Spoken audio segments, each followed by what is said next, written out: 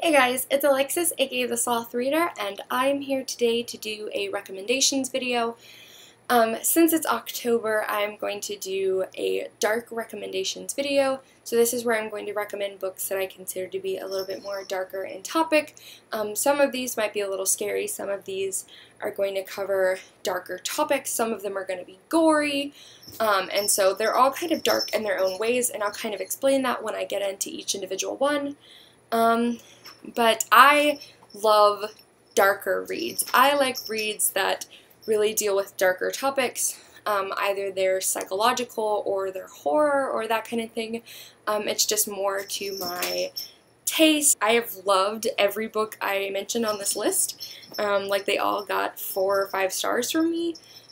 So take it from heart when I say that these are books I love and I absolutely highly recommend them. The first book I'm actually going to recommend is a book series, and it's a manga, and it's Tokyo Ghoul by Ishida Sui.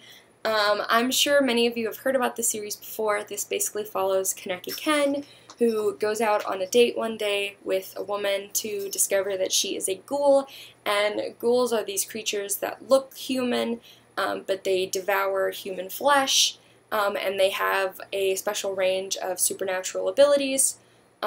Sort of, I'm not going to get into the specifics because I'll be here too long, but Tokyo Ghoul is very gory, it's very graphic, and it definitely deals with a lot of very psychological topics, such as what it means to be human, as opposed to what it means to be a ghoul, what it's like to look death in the face. I will definitely say that this definitely is graphic, so if you're not into that, I would definitely stay away from that. I do have other manga on this list that I'm going to warn you for the same thing, that they're all pretty gory. But the characters in this story and the things that they go through and the emotional trauma that they take out of it is all very, very well written, and the development is absolutely fantastic. And for that, I definitely recommend Tokyo Ghoul. The next book I'm going to recommend is The Female of the Species by Mindy McGinnis. This was a recent read for me. I read it last month, but I fell in love with it. This tells the story of 3 teenagers, Alex, who is basically hiding this uncontrollable rage, PK, who slowly becomes Alex's best friend, and Jack, who basically is intrigued by Alex and he wants to get to know her better. This book definitely deals with animals, and they work at an animal shelter, so there is a level of animal abuse involved, so that is pretty difficult to read, but the book itself really looks at what it means to be a woman in today's society, and it deals a lot with feminism and rape culture. And so this book definitely features a main character who is very much an anti-hero, and it looks at what it's like to be on a more rage-filled, murderous end of the human psyche spectrum, and for that reason it's definitely dark enough to make it onto this list. The next book I'm going to recommend is one of my all-time favorites, and that is The Dust of 100 Dogs by A.S. King. This follows a pirate who gets cursed to live 100 years as a dog before she will be reincarnated again into a human. And so basically this follows not only her years of life as a dog, but both her past and present lives as human as she goes to regain this treasure that she's lost. The main character, Emma, goes through a lot of stuff in this book, and for that reason it definitely falls onto this darker topics list. She deals with coming from a society that is dying, and she becomes a pirate, and we all know that there's really nothing glamorous about being a pirate, and there's definitely a lot of darker tones to this book. I will say there is a trigger warning for rape in this story, and it basically just talks about those. I think this is an intriguing read, but I definitely would say it's dark over the course of the stuff that happens in this novel as Emma goes from being a poor nobody to being a famous pirate. The next book I'm going to recommend is actually a memoir of sorts, and that is Tweak by Nick Sheff, and this actually tells the story of Nick Sheff's time struggling with an addiction of methamphetamines, and it basically covers when he started using drugs to when he was selling drugs, and him trying to get better, and him prostituting himself so he can afford to buy drugs, and definitely there is nothing light about drug use, especially when it's such a hardcore drug such as methamphetamines, and it's a lot about the people that are around him and how much he was causing them pain, how much pain he was causing himself, and for that reason it's definitely a darker book, but it's a great memoir and I highly recommend it. The next book series I'm going to recommend is another manga, and it's probably my most recent obsession, and that is Berserk. Berserk is pretty popular in the fantasy horror manga community. It originally started back in like the late 80s, early 90s, and it's been running since. There have been a whole television, there was an anime, there was a movie series, there's a new anime. Basically, Berserk tells the story of a traveling swordsman named Guts, who is considered the 100-man slayer, and it's basically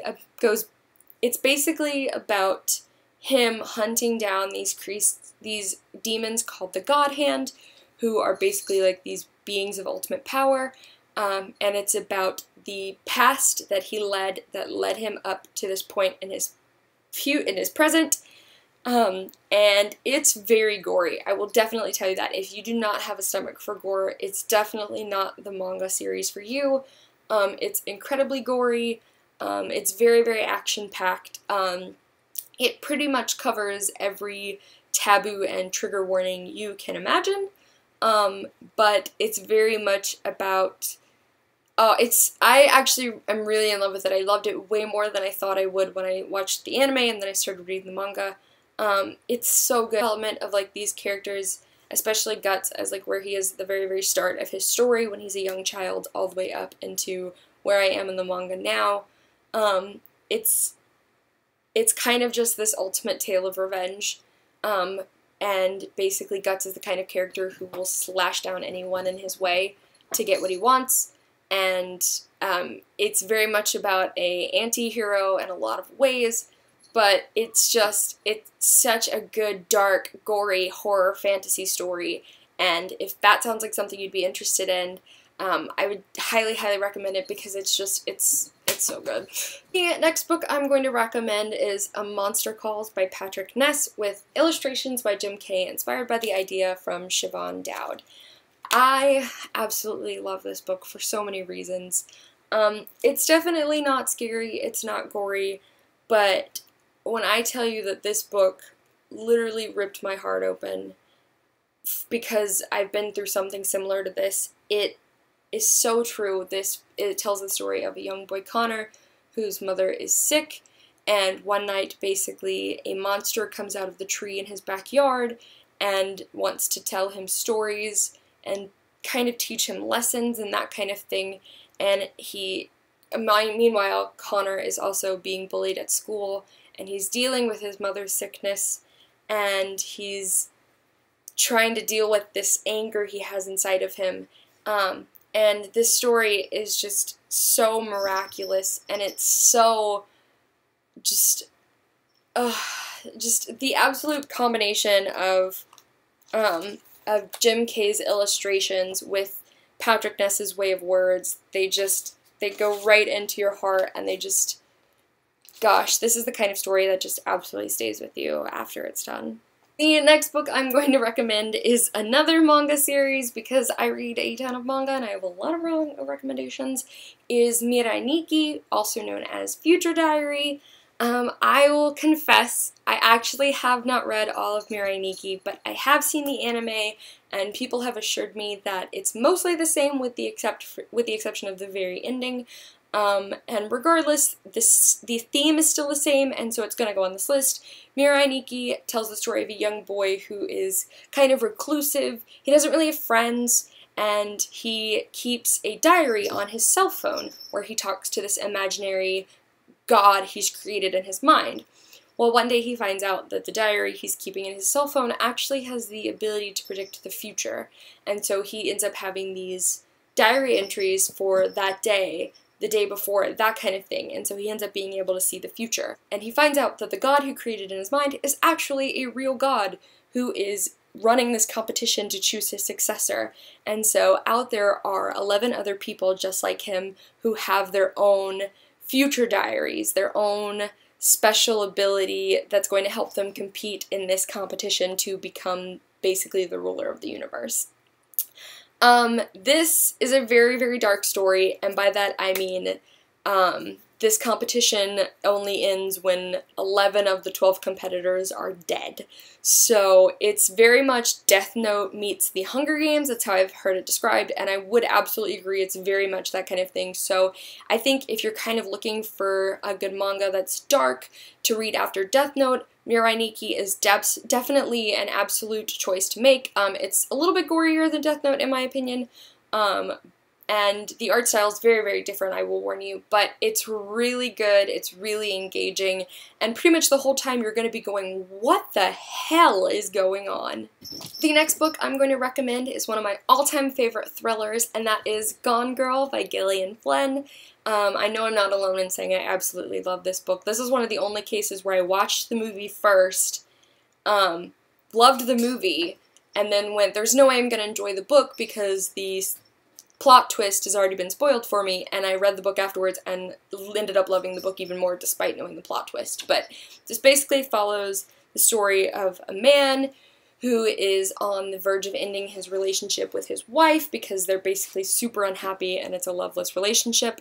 And so one morning his wife goes missing, and over the course of the next couple of weeks, all of this evidence starts turning up, pointing to him having murdered his wife. But he knows that he didn't kill his wife, and so he's trying to figure out absolutely what the hell is going on. So this book is so dark, and the dark aspect of this book is just that it looks at what happens when two people are so filled with hate and desperation in their lives of the extent that they will go to.